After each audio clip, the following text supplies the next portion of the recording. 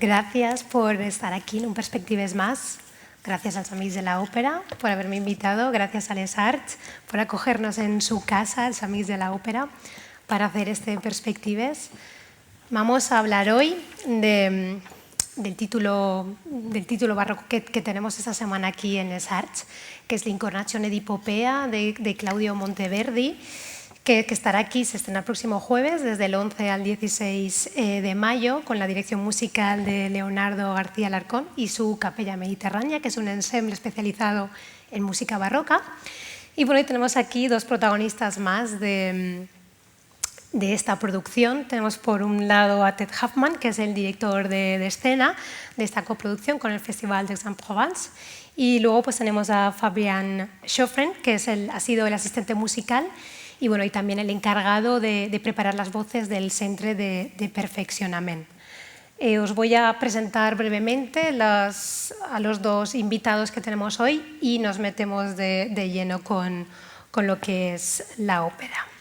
Bueno, pues Ted Huffman, que es original de Nueva York, que es guionista, es escritor y es director de escena. Recientemente ha dirigido esta Incarnazione di Popea para el Festival d'Aix-en-Provence, que está aquí también la coproducción, que ha sido nominada, está puesta en escena para Mejor Producción en los International Opera Awards de 2022, así como en el estreno mundial de The Girl with the Pearl Earring, que es la dama de la perla, de Stefan Wirth, en la Open House de Zúrich, que ha ganado también el premio al mejor estreno mundial de 2022 en el Open Welt.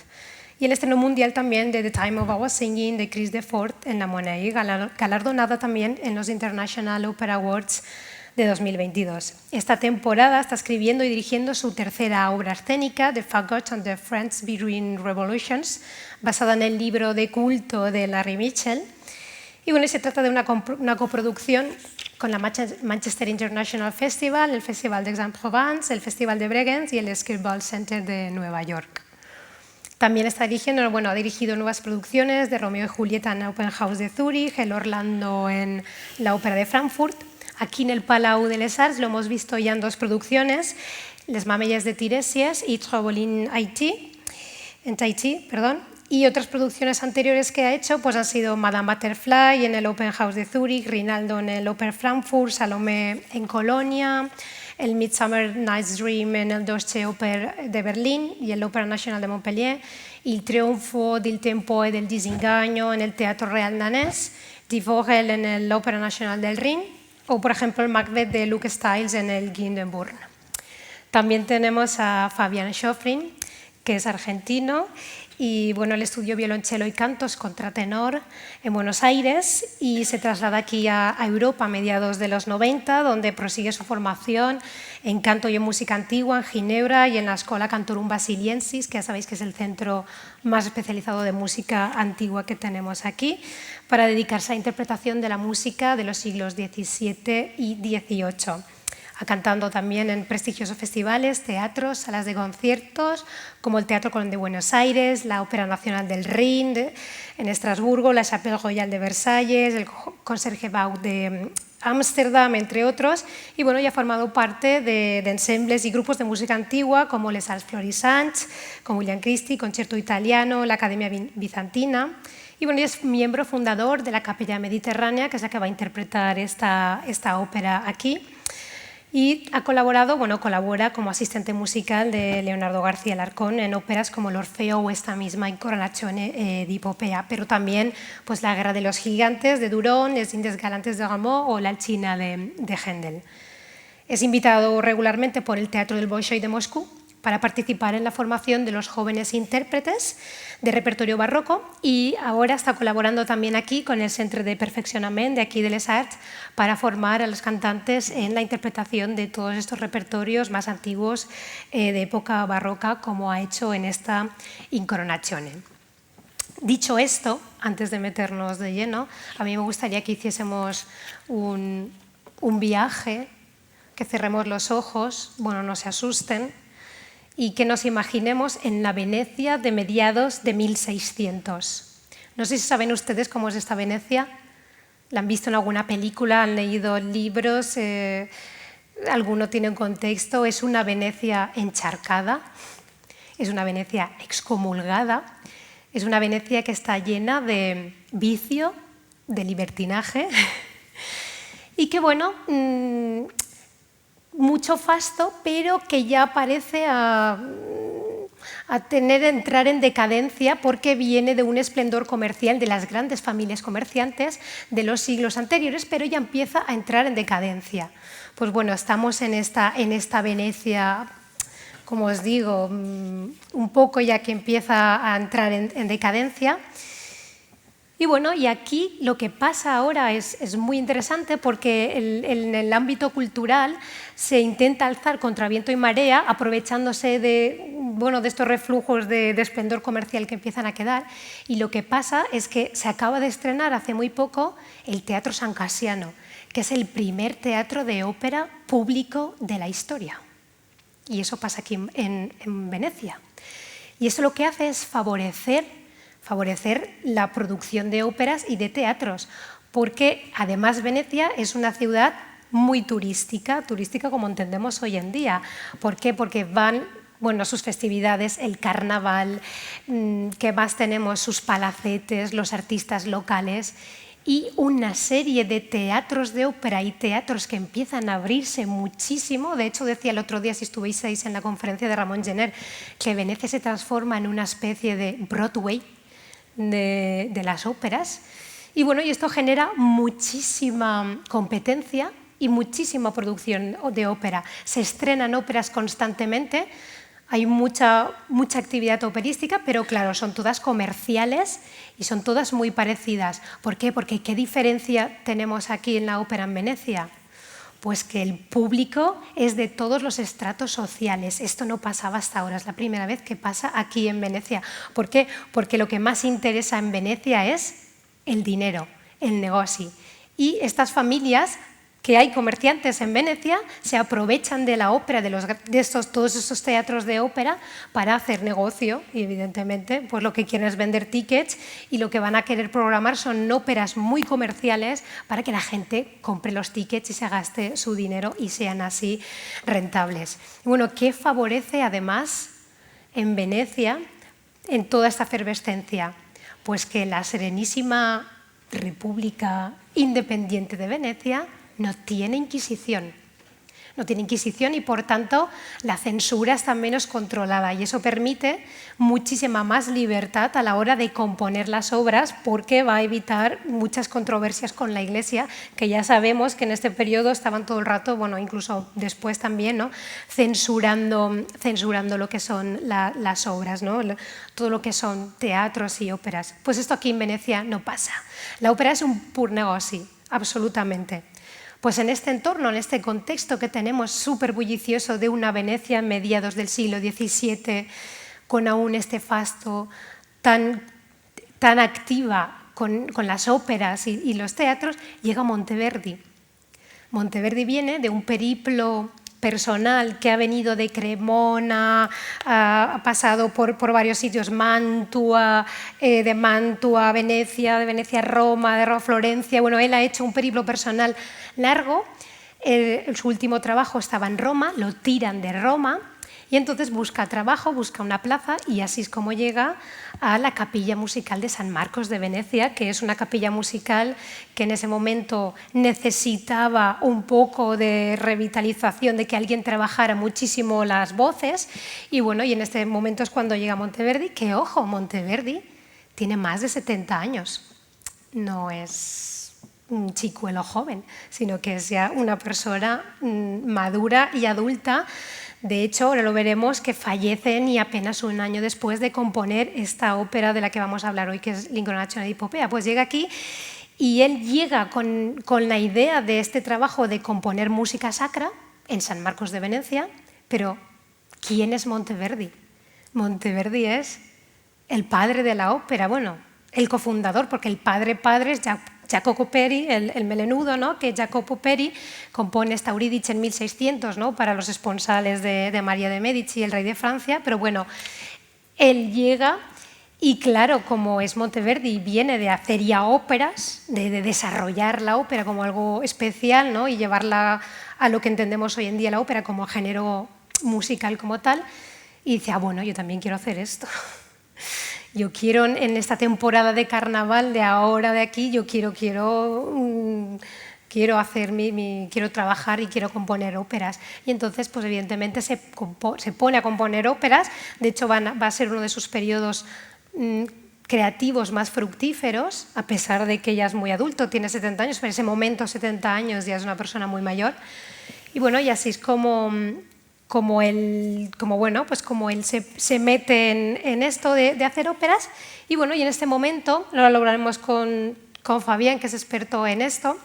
La ópera se componía en lo que se llamaba la seconda práctica, que era como una práctica musical que venía como de cambiando las polifonías medievales que no se entendían en la letra. Entonces lo que querían ellos era una línea melódica monódica donde entendíamos todos la letra. Y Monteverdi dice, sí, yo esto también me gusta, pero ojo con la música. Y entonces él la música aún la lleva un paso más allá, porque es fundamental la música para Monteverdi, porque para él la música es la vía para plasmar los afectos, plasmar las emociones y plasmar la psicología de los personajes. Y llegados a este punto, voy a hacer la primera pregunta a Fabián, ¿no? ¿Qué quería preguntarle, no? Sabiendo que Monteverdi es el gran maestro de plasmar musicalmente los afectos, la psicología de los personajes, ¿no? sus sentimientos. ¿Cómo trabajas tú con las voces para que realmente capten esto y lo puedan transmitir al público? Lo primero que hacemos con los cantantes es explicarles que la escritura musical, los códigos con los cuales escribimos la música, o sea, el solfeo, son los mismos, los símbolos son iguales. Existían blancas, negras, corcheas hace 400 años y hoy también. Lo que cambia es la manera de leerlos. Nosotros tenemos que sacarnos hoy 400 años de romanticismo, de clasicismo, de música contemporánea, de música actual. Ellos no conocían todo eso. Entonces esa es la primera dificultad, porque en la época la práctica venía muy natural, más natural que ahora, porque eran actores que cantaban. Hoy son cantantes que actúan. La reacción es diferente.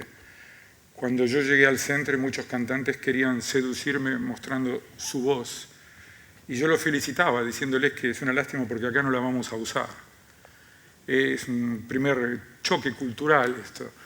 A nosotros lo que nos interesa es la palabra, la manera de declamar.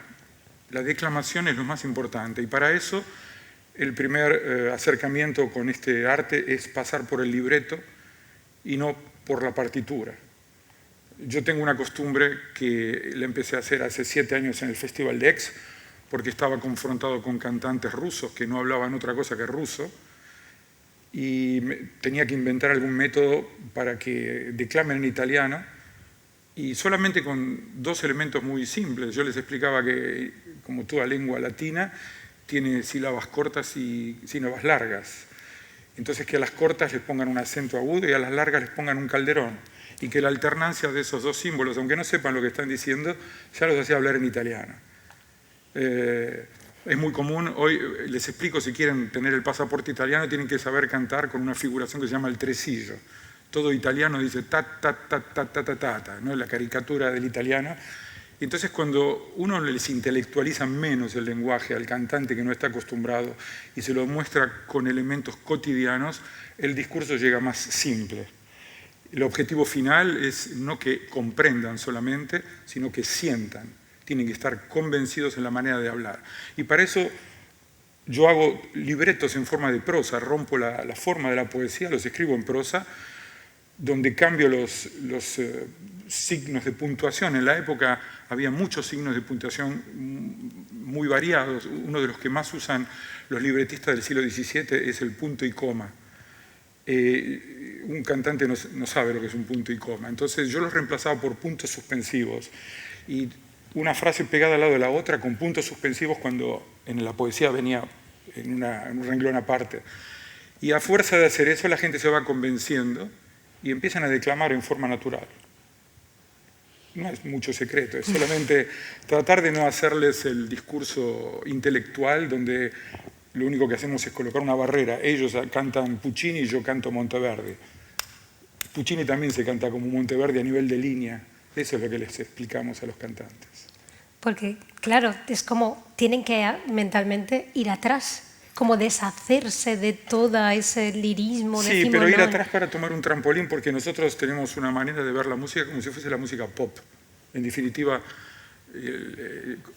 la diferencia es que no existe el aria en lo que hacemos nosotros, existe el arioso, que son pequeñas canciones que duran pocos compases y que cuando uno tiene ganas de seguir escuchándolo se terminó y pasamos a lo que es el recitativo, que es el discurso donde un personaje dialoga con otro o hace reflexiones en su cabeza o habla para abajo, entre comillas. Pero para mí todo pasa por hacerle sentir que hay que hablar como habla una persona normal.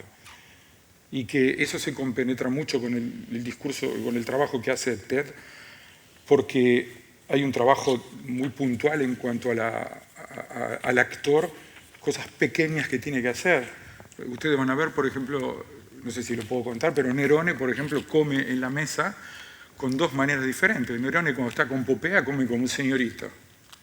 Y cuando está comiendo delante de Séneca, está el tipo con los codos en la mesa, como esas personas que bajan la cabeza en vez de subir la cuchara, y cuando habla con Popea acaricia las uvas.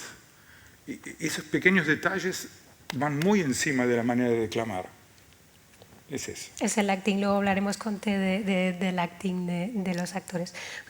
Yo creo que es muy interesante, pues, las voces de la época de Monteverdi, cuando interpretaban Monteverdi, nunca antes habían interpretado Monteverdi. ¿Cómo es la pregunta? En época de Monteverdi, sí, los cantantes que llegaba a Monteverdi y les decía, esta es mi partitura, que anotaba muchísimas cosas, que eso era muy poco habitual hasta entonces, y llegaba Monteverdi con su partitura. Ellos nunca antes habían interpretado Monteverdi, entonces también para ellos era un cambio, para esos cantantes. Claro, pero yo me acuerdo cuando empecé a estudiar esta música, no entendía muy bien lo que era, porque había escuchado un disco de un contratenor belga que se llama René Jacobs, que lo acompañaba un clavecinista, Tom Kopman, y cantaba toda esta música, y alguien me había prestado la partitura, y a mí la blanca no me daba, y cuando hacía esto no me daba. Entonces tenía un profesor y le pregunté, ¿cuál es el parámetro para leer esta música? Porque si la blanca no dura más de 2 tiempos, yo estoy en un problema. Y me dijo el texto. Y ahí me bajó la ficha y me cambió completamente el panorama. Y a partir de ahí empecé a leer los libretos antes de empezar a leer las partituras. Y más aún en este periodo donde el libreto es tan importante, sí, el texto es fundamental. Sí, sí. Tú antes habías hablado de los afectos. Ellos escribían, tenían esa famosa teoría de los afectos. Lo que se hacía también eran los madrigalismos. El madrigal es una forma poética y puesta en música es como una especie de mención a una situación, formando una línea melódica con la palabra, pero diciendo algo como si uno pasa una diapositiva, ¿no? Y para ellos era normal, si bien no estaban acostumbrados a ese tipo de teatro, pero para un italiano es normal recitar en italiano. Hoy el problema es que, sí, recitar cantando. Recitar cantando, decía, que claro. decían, exacto. Sí, hoy sí. nosotros tenemos que hacer la traducción y se pierden muchos parámetros. Hoy se pierden muchas cosas con las traducciones, con los sentidos de las palabras. Yo me acuerdo que cuando hicimos con el grupo Capella Mediterránea la ópera Heliogábalo a la Ópera de París, había una frase que decía «Io te farò l'anatomia dei sensi». Y en la traducción habían puesto en francés, lo digo en español, yo te haré la anatomía de tus sentidos, y que no quiere decir nada. Ese es el problema. A veces hay muchos chistes internos entre ellos que tienen que ver con la manera de hablar en Venecia, en el Véneto, juegos de palabras que, claro, con la traducción se pierden. Pero el concepto siempre va a ser la palabra manda. Para un cantante de hoy es difícil porque cuando ellos ven una nota larga, la quieren hacer larga y a lo mejor está diciendo sí. Y en italiano si uno dice sí, no quiere decir nada. Y ese es el problema que tenemos, que como estamos con un idioma muy cercano, para nosotros más o menos es igual. Si a un italiano uno le llama a la madre, le dice mamá, la mamá no se da vuelta. Si uno le dice mamá, la mamá reacciona. Lo que para nosotros una letra de más no quiere decir nada, para ellos cambia el mundo. efectivamente. Y bueno, y además en esta ópera que tiene como particularidad que es la primera vez que los personajes son reales, son históricos, no son dioses ni una trama mitológica como solía pasar en estas primeras óperas de estos primeros tiempos, ¿no? En Nerone y Popea, bueno, todos ellos son personajes reales. De hecho, Nerone está presentado como un emperador corrupto, más obsesionado con el placer que con mantener el orden. Y bueno, y Popea, pues bueno, ella es muy bella, es una seductora, es muy amoral y bueno, y la idea de poder alcanzar el trono le es demasiado golosa como para renunciar a ello. De hecho, nada la va a detener. Entonces, Ted, ¿cómo presenta en escena? ¿Esto afecta algo? ¿Cómo presentas en escena estos personajes tan reales de una ópera barroca a la actualidad? What I love about this piece, sorry I don't speak any Spanish, is the way that the characters present as what Leonardo calls a laboratory of humanity, and I think it was partly because of this coming from real life characters that the libretto sets up a situation where each character represents a way of living a life, and so we see some characters, and I think this is why it's also called an amoral opera, not an immoral, but an amoral opera, because some characters just simply follow what they want and their desires, whether that means killing someone or destroying someone in order to get what they want. And in fact, these are the characters who, in the end, are victorious and have a happy ending, which I think is one of the reasons why it's such a strong and surprising dramaturgy for a piece that we think of as old. But every character has a very beautiful and complex arc, because you see that none of the characters are all good or all evil, and everyone is driven by some amount of ambition, some amount of desire for sex or human connection, and so they all feel extremely human, which, is wonderful about this opera. Perdonad que no hable español. Lo que más me gusta de estas obras es la forma en la que estos personajes se expresan. Podríamos decir que son un laboratorio de humanos, ya que cada personaje es distinto. El libreto representa la forma que tiene cada personaje de vivir su vida. También podríamos decir que es una ópera amoral, porque algunos de los personajes siguen lo que ellos quieren y sus deseos, ya sean matar o destruir a alguien para conseguir lo que quieren. Y al final, estos personajes son los que tienen un final feliz y los que salen victoriosos. Y creo que esto es lo que es bastante sorprendente de esta ópera, sobre todo si tenemos en cuenta que es una ópera antigua. Y también creo que cada personaje es bello en sí y complejo. No todos los personajes son malos o buenos, sino que persiguen la ambición, sus deseos, ya sea el sexo o la conexión humana. Así que la verdad que es una ópera bastante maravillosa.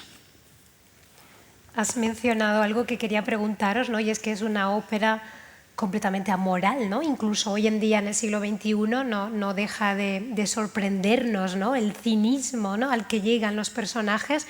Entonces, pero hay algo muy mágico que hace que el público conecte con ellos, ¿no? Es cuando ves una película y tú empatizas con el malvado, ¿no? No quieres que... Entonces, ¿cómo lo hacéis para que una ópera que tiene casi 400 años, donde todos los personajes participan todos son amorales, ¿no? De algún modo, ¿no? Bueno, tenemos a Séneca ahí, que es un poco el que redime un poco esto, ¿no? Pero aparte, ¿cómo lo hacéis, tanto en la interpretación como en la dirección de escena, para que el público hoy en día conecte y se sienta identificado en estos personajes y genere pues esa emoción o esa catarsis con la obra? I need a little help, sorry. Yeah. So she wanted, like you mentioned, something that was very interesting, the fact that it's an amoral opera even in the 21st century. So it's like there is something magical because the audience connects with the opera, and she wants to know how do you do that, like, because most of the characters are amoral except for Zeneca, and how do you do that, like how do you manage to get the audience identified with some of the characters and generate that catharsis? I think it's very easy to identify with amoral characters. Do you want to translate that? Yeah, es muy fácil identificarse con personajes amorales. Well, I mean that jokingly, but not. I mean, I think, you know, we all know that we shouldn't get on planes and eat animals and, you know, do a lot of things that are destructive in the world, and we make the choice sometimes selfishly to do what we want and what we need. And so it's super easy to identify, especially when the questions are power and sex. Puedo bromear con ello, pero realmente no. Todos hacemos cosas que destruyen el mundo, ya sea comer animales, montarnos en aviones, pero elegimos lo que queremos y lo que necesitamos de forma egoísta. Así que es muy fácil identificarse con estos personajes, sobre todo en cuestiones relacionadas con el poder o el amor. And I think one of the amazing things about this piece, I mean, so without giving, I'll give a little bit away, the last duet is maybe not written by Monteverdi, but written by Saccarati. Okay, but it's you know, a very beautiful, very well-known piece of music, and it's the last thing you leave with in this theatrical experience, which is people you've watched do horrible things all night have the most beautiful moment. So I think that's it's a good summary of how the drama is complex. Y una de las cosas maravillosas de esta ópera es el último dueto, que realmente no fue escrito por Monteverdi, que ya hablaremos sobre ello más adelante, pero esta última obra musical es realmente bonita y la verdad que es maravilloso ver cómo los personajes y cómo el público se marcha con esta obra musical que es maravillosa, y esto es uno de los mejores momentos de la ópera. Es genial que menciones eso porque conecta muy bien con la siguiente pregunta siguiente cuestión que quería hablar con vosotros. Al final, todo el amor lo redime todo. De hecho, en la abertura tenemos a la fortuna y a la virtud y al amor y a Cupido discutiendo quién de los tres tiene razón o quién de los tres va a ganar. Si la virtud y la fortuna, no, la corrupción y el dinero es lo mejor, no, y el amor, no, al final es Cupido el que dice, no, cuidado, porque al final siempre gana el amor. De hecho, el propio Nerone en la escena 10 del primer acto dice, hoy verás lo que puede hacer el amor, no hoy verás, ¿no? ¿Qué puede hacer el amor? Y al final esto es lo único que lo redime a él. Quiero decir, es como que actúan en nombre, in the name of love, ¿no? Actúan en nombre del amor, y entonces en ese sentido podemos entender, ¿no?, toda esa moralidad, todos los crímenes que ocurren por el camino, ¿no? Y en este sentido me resulta muy interesante la figura de Nerone, y quería preguntarte, quería hablar con Fabián, que es especialista en voces, porque no sé si sabréis que Monteverdi escribió este papel, este rol para voz de castrato, que en este momento, aunque si no lo sabemos nos parezca quizás contradictorio o curioso, los roles masculinos, protagonistas, los héroes incluso, eran interpretados por un castrato. Entonces ahora puede ser que nos choque, pero en ese momento los castrati eran los verdaderos protagonistas. De hecho, que incluso llegaban a discutir en el stage in situ con la primadonna a ver quién de los dos tenía más fama y conseguía pues el favor del público, ¿no? Háblanos, ¿no?, de esta peculiaridad en este caso de estas voces. Digamos que las primadonas todavía no estaban, ¿no? Sí. La primera primadona que consideramos hoy, se podría decir la María Malibran, ¿no?, que era ya más tardía. Pero los castrados son la consecuencia de lo que viene luego de que en el siglo XVI en el Vaticano se dice que cantaban en el coro de la Capella Sistina los falsetistas portugueses, que no sabemos quiénes son ni cómo cantaban. Yo siempre tuve la teoría que un falsetista portugués era lo que hoy más parecido sería un tenor agudo, que en Francia se va a llamar haute contre, pero que no tiene nada que ver con lo que en Inglaterra se va a llamar the countertenor. No son voces en falsetes, no son voces que cuidan el pasaje del centro. Los contratenores somos barítonos, que tenemos un pasaje en el centro que hace que hay que reforzarlo para poder cantar bien.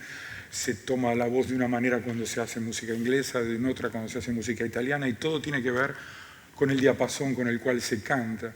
Hoy trabajamos con un diapasón de 440, 442, como afinamos los instrumentos. En la época esto no estaba muy claro. Por ejemplo, Händel, cuando comienza su periodo italiano en Roma, afina los instrumentos en 400, y esto se sabe por cómo están afinados los órganos en cada ciudad. Por ejemplo, Vivaldi en el siglo XVIII va a tener la música escrita en iglesia en 465, que es un diapasón medio tono más que el 440 de hoy. En Inglaterra es otra cosa. En Inglaterra, por ejemplo, ellos copiaban el diapasón francés, que generalmente era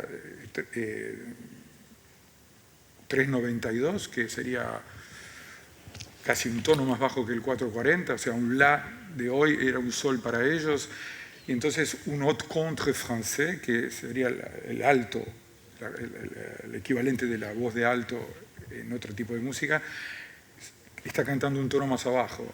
Para un countertenor inglés es muy grave.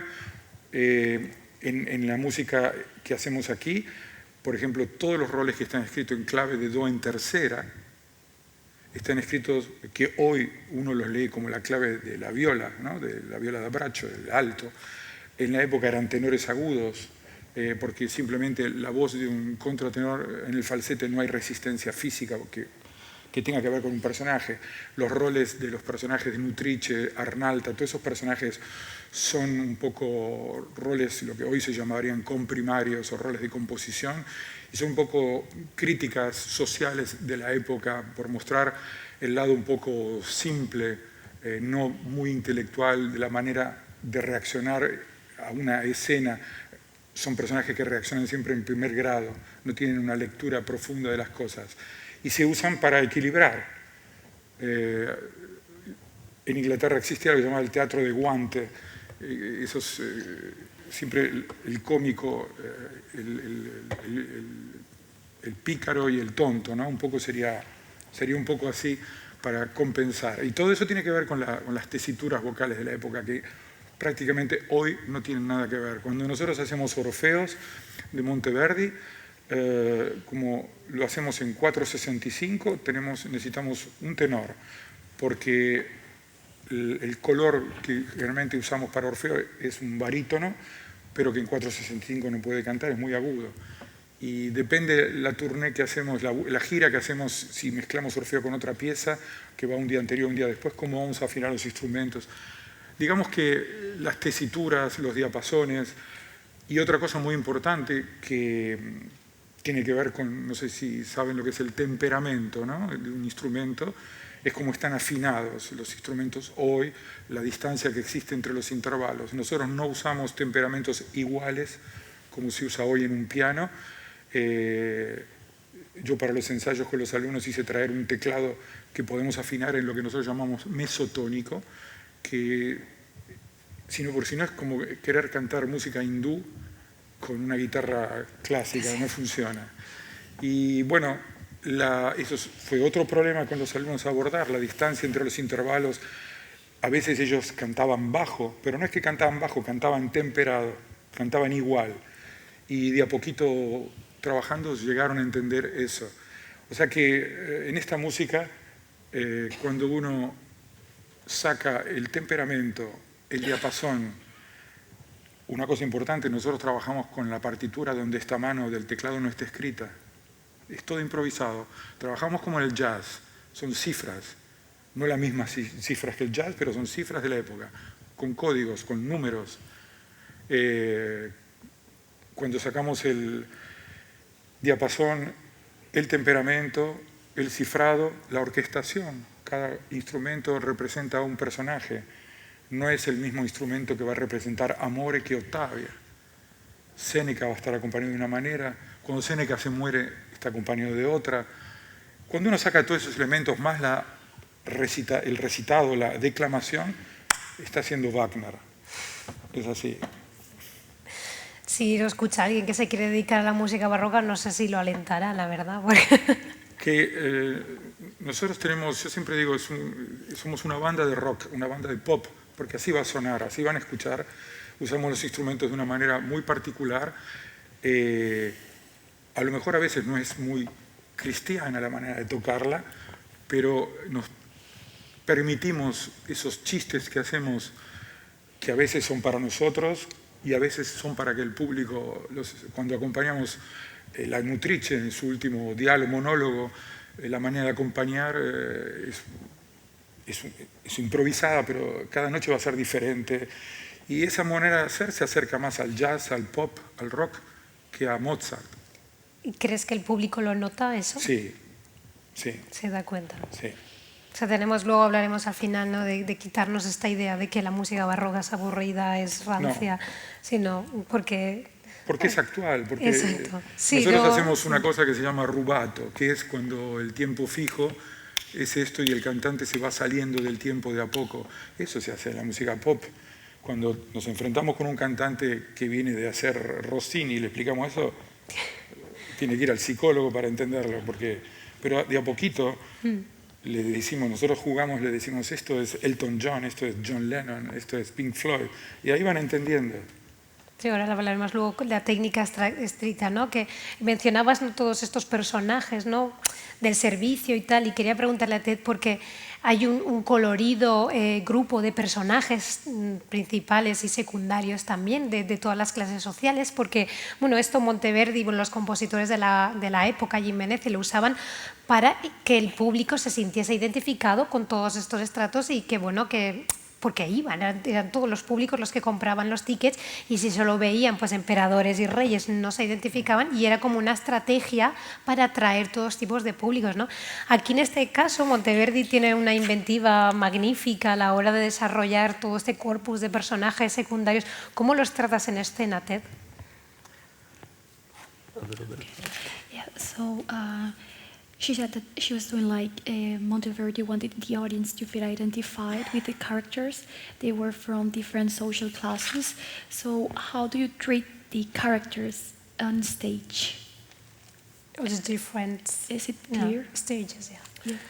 Yeah, well, as Fabien said, there's a strong musical characterization, and I think that, you know, I always work from the text, and I think of music as a kind of text. So you have the verbal text and you have the musical text, and so the character and the physicality comes as a combination of that, and then the physicality that each performer brings to it, and then of course an idea of who that person was.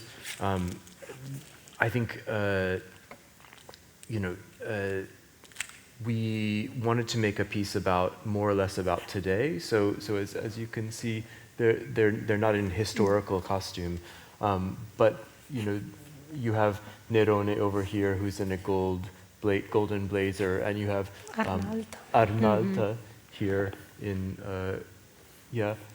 que es su nombre, la sirvienta de Popea, es Arnalta, que está interpretada por un papel masculino.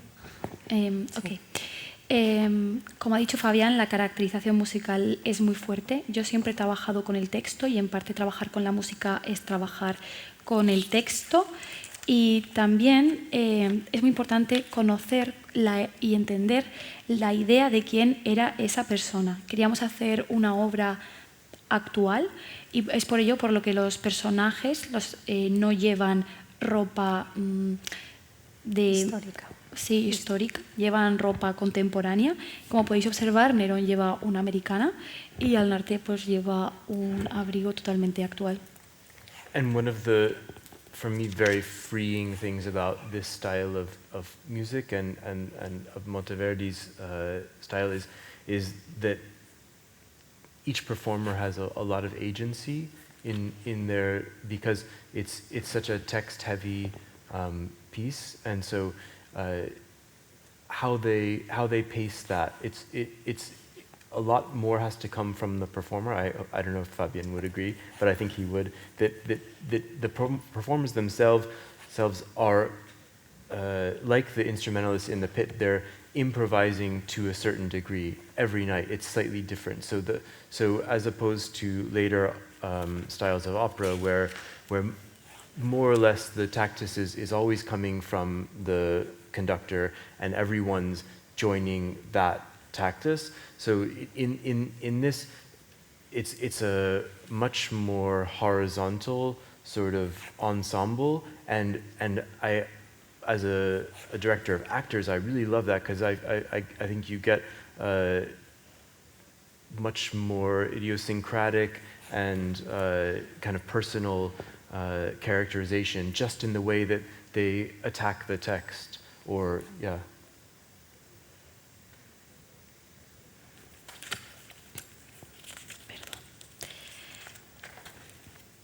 El estilo musical y el estilo de Monteverdi son muy importantes.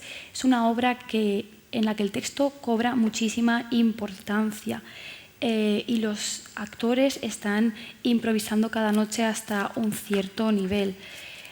Prácticamente todos los intérpretes, los personajes, se unen a esta táctica que es un tanto horizontal. Y como director tengo que decir que a los actores les ha encantado trabajar de esta manera porque la caracterización es mucho más personal y también por la forma en la que abordan el texto. Porque claro, yo creo que una ópera, que el libreto está basado en ese caso en la antigüedad clásica, que está compuesta a mediados de 1600, de repente traerla aquí con una puesta en escena completamente contemporánea, a los intérpretes les cuesta meterse en estos papeles, sobre todo si la dirección de escena implica más riesgos como desnudos o escenarios mucho más complicados. Yeah. So basically this opera is based in the classics, like it's in the classic society, but now you made it contemporary. So is it very difficult for the main characters or for the actors to do some things like to be naked or more difficult aspects? I mean, to get into the real history. I think each actor is different. I think for some it's very natural to jump into a way of being on stage which feels natural and sort of honest to contemporary life. I think for other singers, opera has such a strange history of performance style when it comes to singers. If you look at,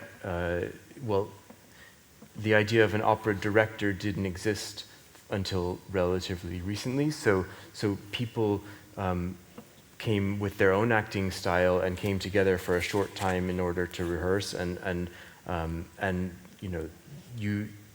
out of that came a style of gesticulating and hand gestures and things that now I think many of us find very artificial. It still happens everywhere in opera, and you go and you see someone standing like this and and singing, and then turning to someone like this, and I don't understand how that's still happening on stages. Should I pause to let her say that? Yeah. Cada actor es un mundo, son todos diferentes y creo que sí que puede ser fácil para ellos llegar al escenario y actuar de forma natural como en la vida contemporánea.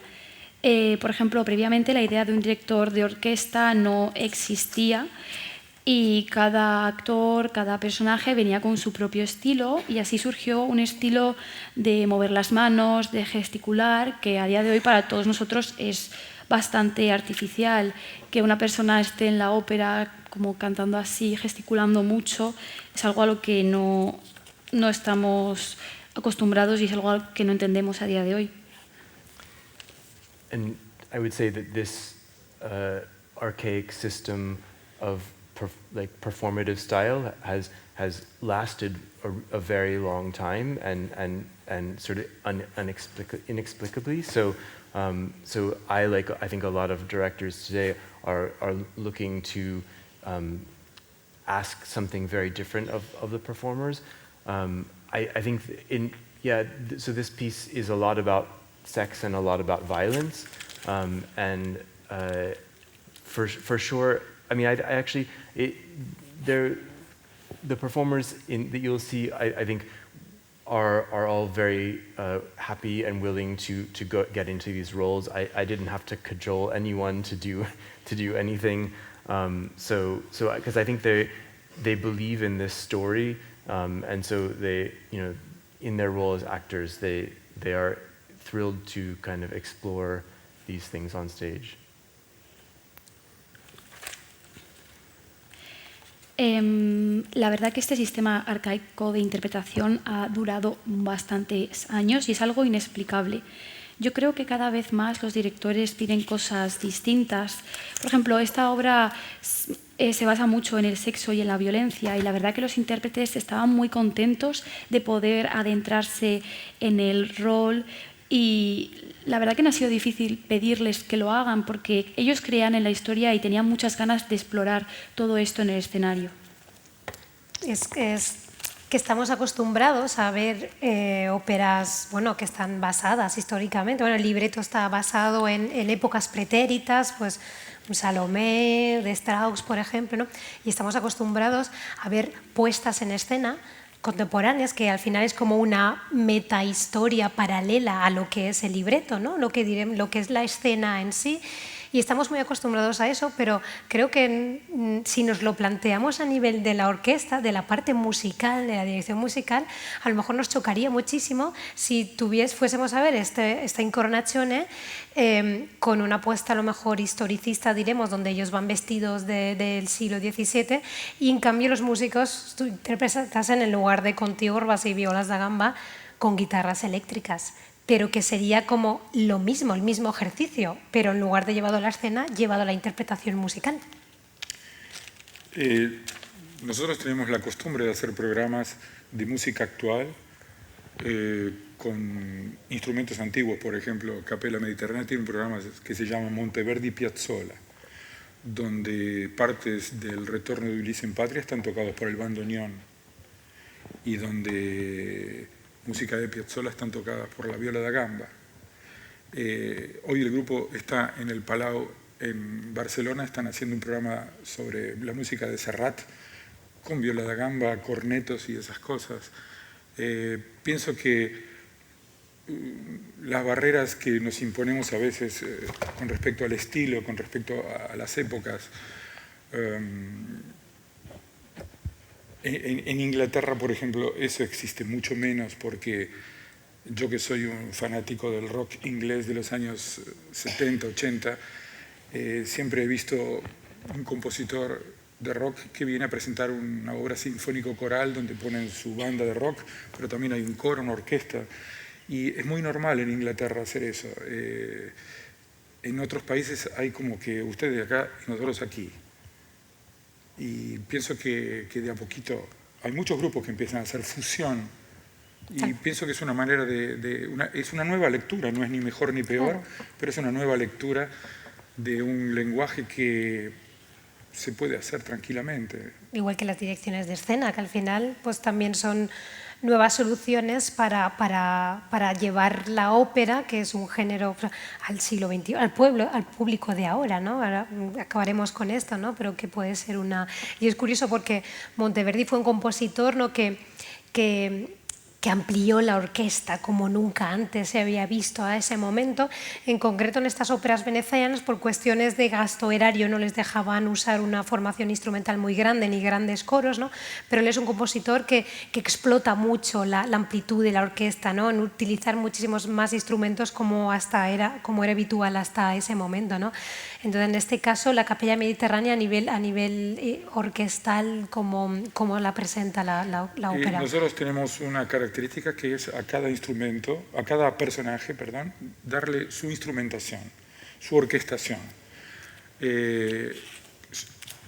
hay un instrumento que va, por ejemplo, nosotros tenemos 3 cémbalos, cémbalos, ¿no? Se dice clavecin. Sí, claves, sí, clavicordios. Sí. No, clavicordios no, claves. Clavicordio no Claves, lo escucharíamos. claves. Claves y 2 órganos. Y un órgano tiene un registro que se llama regal, que regal es una especie de bocina, ¿no? De auto. Y hay momentos que hacemos eso, usamos eso. Hay momentos donde tenemos una bandurria, por ejemplo, que es un instrumento moderno, pero que el nuestro no lo podíamos traer porque no teníamos más lugar para traerlo. Y que, bueno, lo que nosotros en esa época usaríamos una guitarra batente, que sería el equivalente de la guitarra acústica de hoy. Entonces aquí trajimos una bandurria que suena igual, y cuando hay cosas muy rítmicas como todo lo que canta Arnalta, Nutrice, cantan constantemente estos 2 personajes, cantan cosas rítmicas. Son prácticamente los únicos que cantan canciones en el estricto sentido de la palabra. Tienen recitativos, pero cantan muchas canciones porque es popular. Y justamente cuando yo estaba trabajando con el cantante que va a hacer esto, que es un chico extraordinario, con una voz impresionante, le explicaba, ¿no?, que a veces hay que cantar más cerrado para que sea más batería, para que suene el ritmo, porque en la música más tardía hay una cosa de trabajar mucho más con la vocal. Nosotros trabajamos mucho más con las consonantes y eso a veces los hace perder de vista. Pero eso son las características de los personajes. Y la orquestación va en consecuencia con cada personaje. Y bueno, antes de acabar con una reflexión sobre la música barroca, ¿no?, quería hablar de diremos, estos debates que hay sobre la autoría total, no total, de Monteverdi de esta ópera. Bueno, los que estuvisteis en la conferencia, Ramón Jenner, ya oíais algo. Él es un compositor ya mayor, de más de 70 años, y bueno, y parece ser que lo que hace es realmente diseña la ópera, ¿no? Es como que lleva la dirección artística, ¿no? Y que son su equipo de compositores, ¿no? Pues como que le ayudan, y son los que realmente luego tenemos esta, ya no, el Purtimiro, ¿no?, que parece ser que es de otra ópera, de hecho, ¿no? El Pastor Fido, creo, ¿no?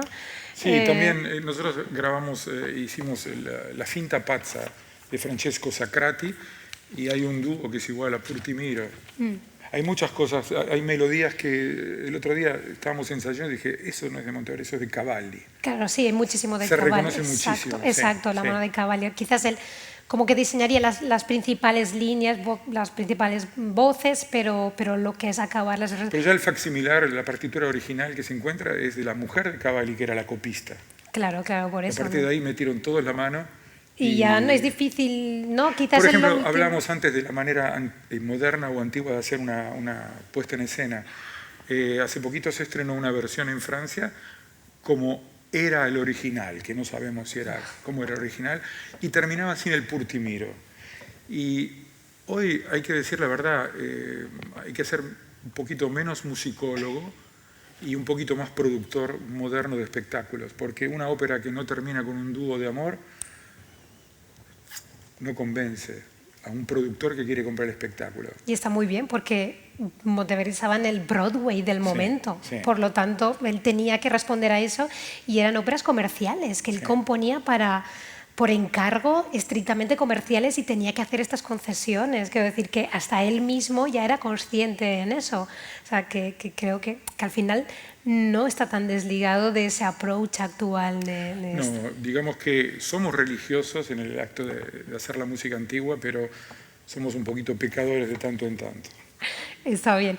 Y bueno, como ya llevamos aquí, quería que hiciésemos una reflexión con los dos, ¿no?, con esta necesidad de explicar y de mostrar y de enseñar, porque a veces el repertorio barroco como que al público se le hace más cuesta arriba, no sabemos por qué. Bueno, esto pasa aquí mucho, aquí en España, fuera menos, pero aquí aún falta sensibilizar, bueno, educar mucho al público en estos repertorios más antiguos, ¿no? Y realmente enseñarles que están más cerca que a lo mejor una ópera de Strauss o de Wagner, o... Que me gustaría, ¿no?, que alzásemos esta bandera de la necesidad de programar más todos estos repertorios barrocos, porque realmente conectan de otra forma diferente y más especial con el público. Digamos que hay muchas propuestas de este repertorio y de muchos colores. Hay muchas posibilidades de ver diferentes formas de hacer este repertorio.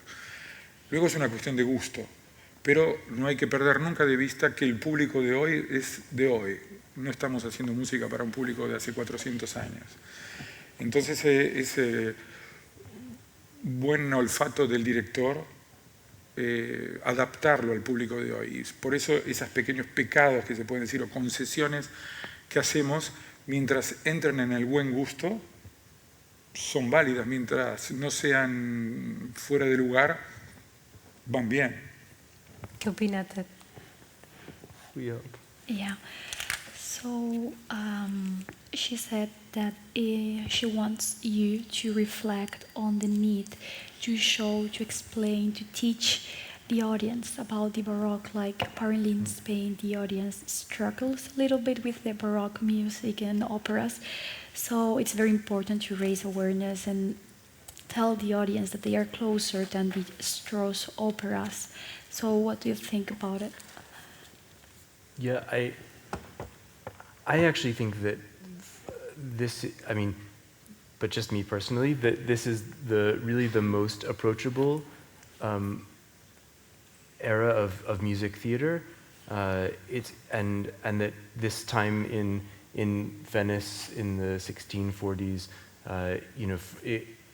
it's very similar to the kind of Elizabethan theater flowering that gave us Shakespeare. And so for me, it's these two moments in the history that gave us some of the greatest opera, some of the greatest theater, and unfortunately we only have 3 of Monteverdi's operas of all that he wrote, but the 3 that we have are all total masterworks, and I think that the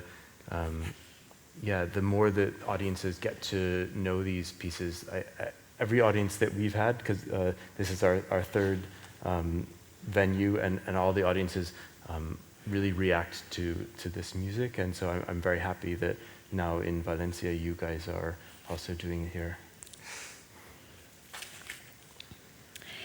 En mi opinión, creo que esta es una de las eras de teatro musical más abordables. Tenemos la Venecia de 1640 y la época de Shakespeare, 2 momentos de la historia que dieron las mejores óperas y las mejores obras teatrales de la historia.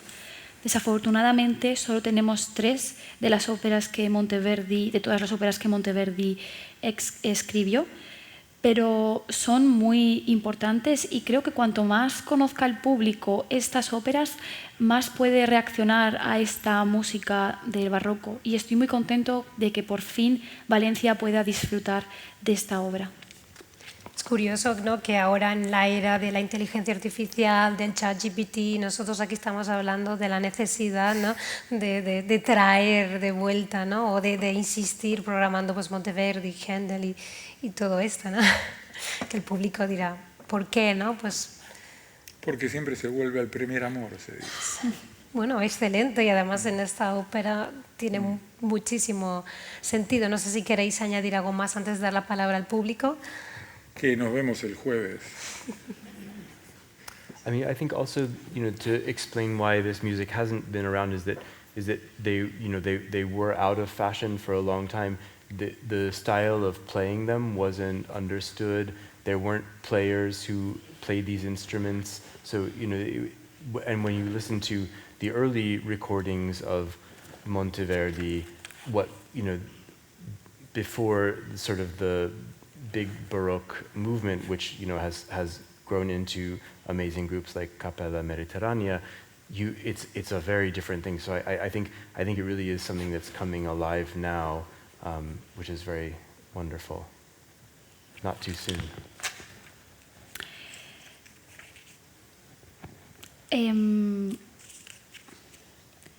La verdad que es maravilloso poder ver que este estilo de música cada vez está más presente, algo que no ocurría durante mucho tiempo, ya que la música del barroco no estaba de moda, era un estilo que no se entendía, no había músicos decentes Y si tenemos en cuenta las grabaciones anteriores de las óperas de Monteverdi, antes de que naciera este movimiento barroco que llevó a la creación de grupos como la Capella Mediterránea, y me alegra mucho que cada vez esta música esté más presente y es algo por lo que estoy muy contento. Gracias. Si el público quiere aportar algo, hacer alguna pregunta. Ay. Interesantísimo.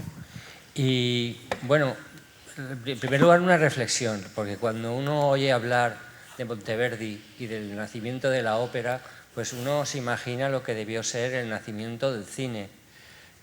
Uno piensa pues la repercusión que pudo tener en el público la primera película de los hermanos Lumière cuando venía un tren, o el montaje cinematográfico con Griffith o Chastain.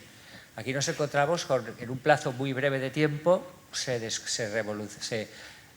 ese teatro cantado cambia por completo. Y nos falta por saber pues, la repercusión que pudo tener eso en el público, la repercusión que tuvo, eran obras de encargo, cómo reaccionó el que encomendaba a Monteverdi esas composiciones y el efecto inmediato que tuvo esas óperas de Monteverdi en el contexto musical italiano de ese momento, ¿no? Todos esos cambios, esas innovaciones. Bueno, sabiendo que era un moderno y que a priori, ¿no? Era como que chocaba. Hay una cosa importante a saber, cómo reaccionaba el público, porque Busenello, cuando el poeta que escribió el texto escribe esto, está escribiendo en la República la Serenísima que está haciéndole la crítica a Roma, al Papa, y se están sirviendo de una cosa histórica que pasó hace 1400 años para metaforizar lo que viven ahora. Es un poco, y el público le gusta, porque es como ver un noticiero, ¿no? un telediario. Sin acusar a nadie, están usando los personajes históricos para mostrar lo que están haciendo ahora en Roma. Sin duda, a nivel libreto era como la socialité de hoy en día, sí. ¿no? Era una crítica velada, pero todo el mundo sabía de qué hablaban. Y a nivel musical, que creo que es lo que pregunta Álvaro, yo creo que... Perdona, Beatriz, y a nivel vocal también. Y a nivel vocal. Yo creo que él era muy moderno, él cambió el lenguaje musical de su época, lo transformó en ese momento, él hace esa transformación. Y creo que era muy moderno, era como escuchar ahora, lo decía Ramón Jenner, ¿no? Rosalía, ¿no? Que algunos dirán, wow, no es como, no me gusta nada, ¿no? Pero otros dirán, cuidado, porque esto es la música de mañana. Y yo creo que él sí que generaba un poco esta sensación, aunque muchas de las óperas, de las obras en general que hacía, pues eran por encargo y siempre tenía que hacer concesiones, en este caso esta es una de ellas. Yo creo que en sus madrigales, en otro tipo de piezas, él es más puro, ¿no? Es más arriesgado, más atrevido. Acá lo interesante vocalmente es que él se permite que un personaje muestre diferentes maneras de manifestarse, de expresarse. Hay un personaje que va a mostrar su perfil psicológico en la intimidad, con una reflexión, se va a comportar con un personaje, con otro personaje de una manera, con otro de otra, va a insultar, como pasa a Ottavia, que insulta a Júpiter y luego se arrepiente, como por ejemplo Valeto se mofa de Séneca. Eso es lo que al público le interesa, es que los afectos están mostrados de una manera musical, porque la escritura, cuando Ottavia insulta a Júpiter, se va para arriba, cuando pide perdón, baja, y esos cambios de temperatura, de reacción, que pueden ser violentas a una cosa más suave, eso va con el afecto, eso que hace el público esté mirando, como cuando nosotros hoy miramos una película y estamos así, porque nos sorprende lo que está pasando, porque es en vivo, no es una cosa prefabricada. Eso pienso que es lo que a la gente le gustaba. Y en eso Monteverdi era un maestro. Sí. Sin duda. Y era como hacer un identikit en el momento, ¿no? En una denuncia de la comisaría va describiendo algo y es como cuando vemos a alguien dibujando, que mientras vemos al principio no entendemos lo que hace y 5 metros después hay una forma que uno reconoce. Eso el público lo iba descubriendo en ese momento. Lo descubrían ahí y después se terminaba porque no había el disco. No lo podían ir a escuchar a la casa. Entonces el impacto tendría que ser muy fuerte.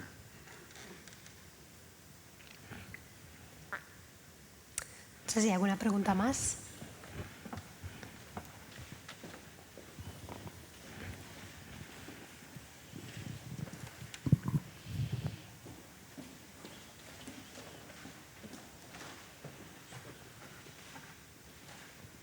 Buenas tardes, yo solamente le quería agradecer las palabras de la conferencia que nos están dando y quisiera, si nos podrían explicar lo que vamos a ir a ver la ópera,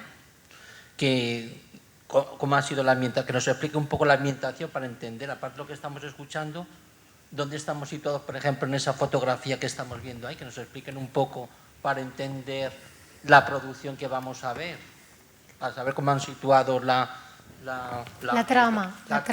Donde han situado. Mañana vienen los jóvenes y ven ya sabemos que es una producción clásica, van a ver una puesta en escena moderna, pero muchos, si no nos explican un poco a los que estamos aquí, bueno, aquí va a venir mi hijo mañana, no va a entender lo que va a ver. Es simplemente no desvelar los secretos de la trama, pero entender un poco el contexto de la ambientación que le han querido dar al título. Yes. Good evening. Thank you very much for this event. Could you explain a little bit about the staging? Like we can see in the picture there that it's very modern, but they need to understand what they are going to see tomorrow and where you're going to place the plot. Because of course it's very modern, it's very contemporary, but if you don't explain a little bit what they are going to talk about, it will be very difficult for them to understand. Of course, do not reveal the secrets of the piece. Sure.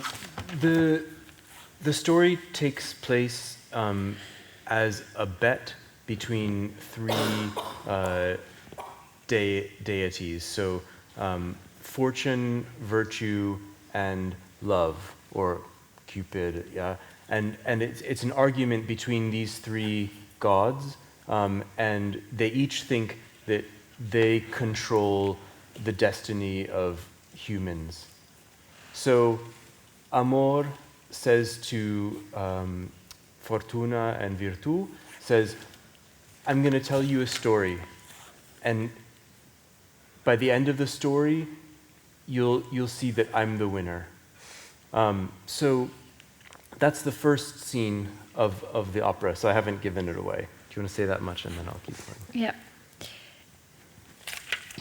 En la obra aparecen la fortuna, la virtud y el amor, representado por Cupido, que son tres dioses, y todos se creen que tienen el control del destino de los humanos. Y Amor les dice a Fortuna y a Virtud, os voy a contar una historia y al final veréis que gano. Y esta es la primera escena.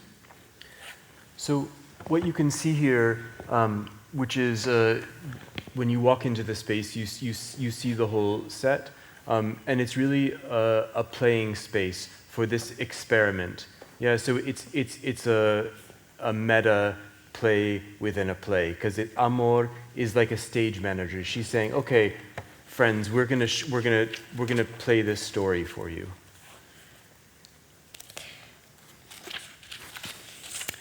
Y lo que como podéis observar aquí, se puede ver todo el escenario, es muy amplio y es muy normal para este experimento, y se puede ver que Amor en el escenario, que es como un poco la que gestiona la producción, dice, os voy a contar una historia.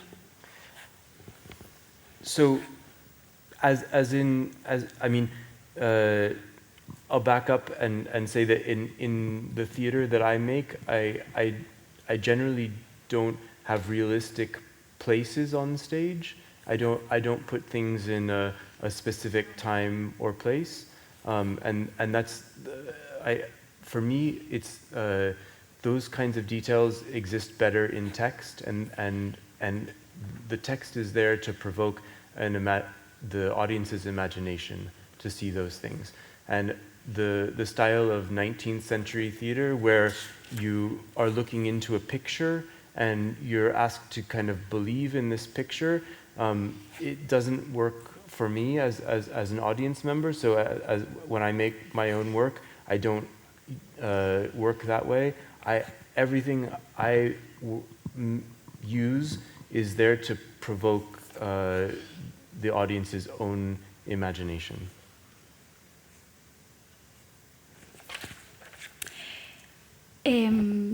Tengo que decir que en el teatro en el que yo trabajo no tengo lugares realistas donde pueda poner las cosas en lugares realistas. Estos detalles son más propios del texto y lo que yo quiero es provocar la imaginación del público.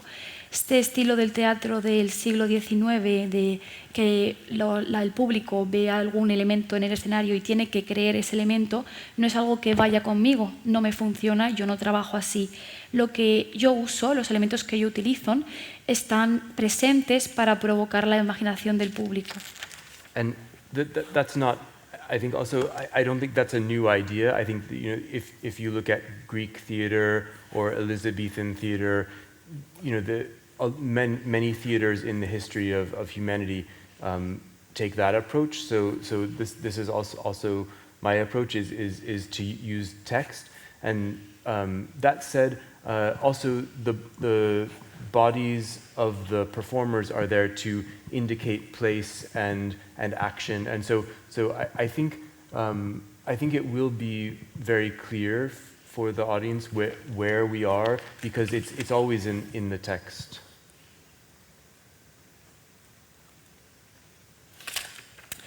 Lo que acabo de mencionar no es una idea nueva, está presente en muchos teatros de toda la historia de la humanidad, como por ejemplo en los teatros griegos. Y a mí me gusta mucho este enfoque. Yo utilizo el texto, pero también utilizo los cuerpos de los intérpretes para indicar el lugar o la acción. Y creo que el público no tendrá ningún problema en saber dónde están, porque el texto lo deja bastante claro. So, there's a one mysterious object in the set which you can sort of see in this photo, which is that big tube, which is black and white on two sides, and it rotates and is sometimes pushed by the performers, and that is like a sculpture. It's not meant to symbolize anything other than what your imagination wants it to symbolize.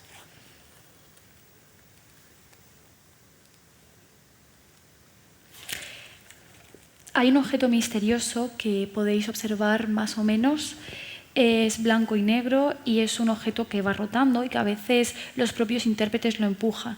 Este objeto no simboliza nada más que lo que vuestra imaginación quiera simbolizar. Es como que los personajes en sí, sus propios actos y sus sentimientos son la escena en sí misma.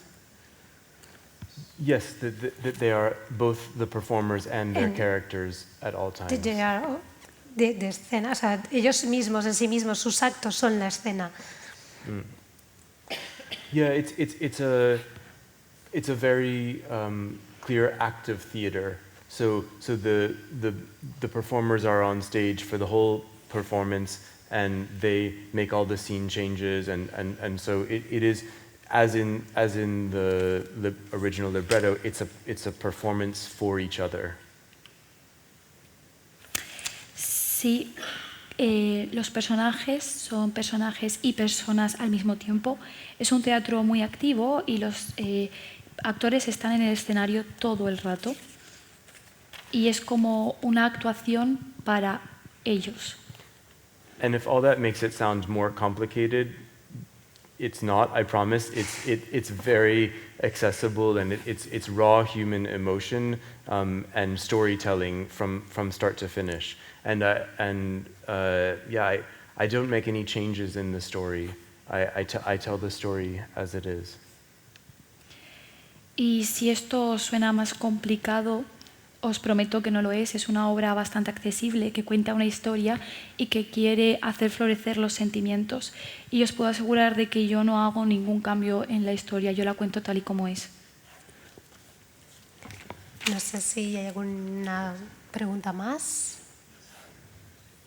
Y si no, pues ya agradecer a nuestros invitados, Fabián y Ted. Muchas gracias por estar aquí, gracias als Amics de la Ópera y gracias a Les Arts por acogernos en su casa una vez más. Os vemos en el próximo Perspectives. Muchísimas gracias a todos.